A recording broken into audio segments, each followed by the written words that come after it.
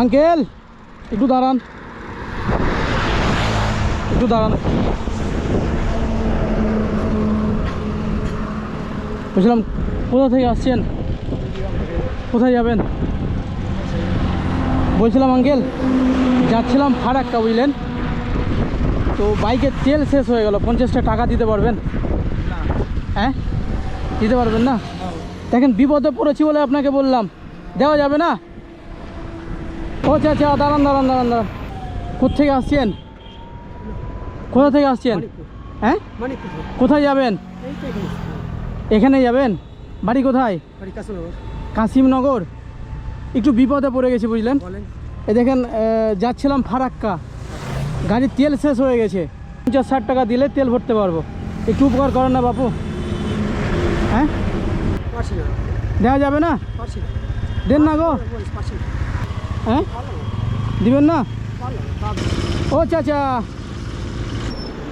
ও চাচা একটু দাঁড়ান, চাচা একটু দাঁড়ান এখানে। হ্যাঁ বাড়ি কোথায়? কোথায় যাবেন? বাড়ি যাচ্ছেন? ও বিক্রি করতে গেছিলেন? বুঝলাম যে আমরা মালদা থেকে আসছি বুঝলেন, যাবো আপনার ওই লালগোলা। হ্যাঁ তো এই দেখেন গাড়ির তেল শেষ হয়ে গেছে, একটুখানি হেল্প করবেন 50-60 টাকা দিয়ে? আপনি তো বিক্রি করতে গেছিলেন বলছেন মাল। হ্যাঁ আজকে বিক্রি হয়নি? হ্যাঁ মোটি বেচতে পারিনি, ওই তো মাল দেখতে পারি না, পালা লেগে আছে। কখন গিয়েছিলেন? সকালে। হ্যাঁ সকালে গো যাই। দাদা একটু দাঁড়াবেন, একটু দাঁড়ান না। বলছিলাম যে একটু বিপদে পড়ে গেছি, ফারাক্কায় আছি বুঝলেন, তেল শেষ হয়ে গেছে, 50 টাকা দেওয়া যাবে? হবে না? বিপদে পড়েছি বলে আপনাকে বললাম, যদি একটু হেল্প করতেন তাহলে খুব বড় উপকার হতো। হ্যাঁ 60 টাকা? না না 50 টাকা লাগবে, 60 টাকা লাগবে না।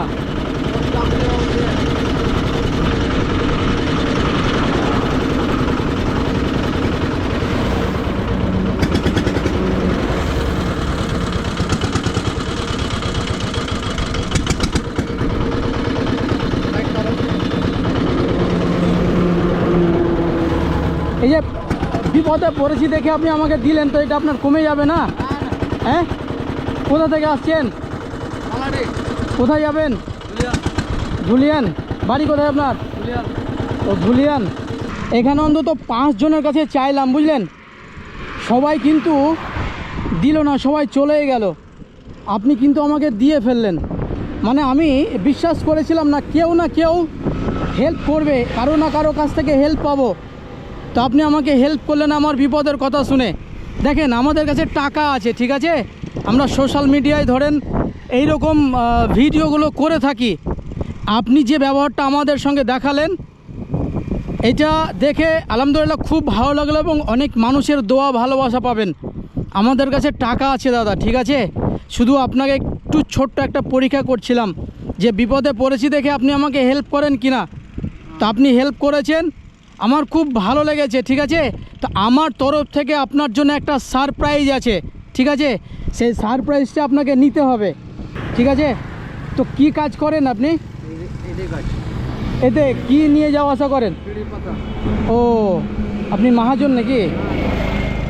ও মানে বিড়ির পাতা নিয়ে যান, নিয়ে আসেন, নলাটি পর্যন্ত যান ধুলিয়ান থেকে?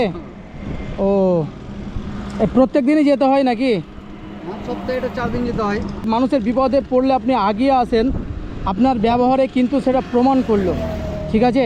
তাই খুশি হয়ে আমার তরফ থেকে আপনার জন্য সারপ্রাইজ, সেটা হচ্ছে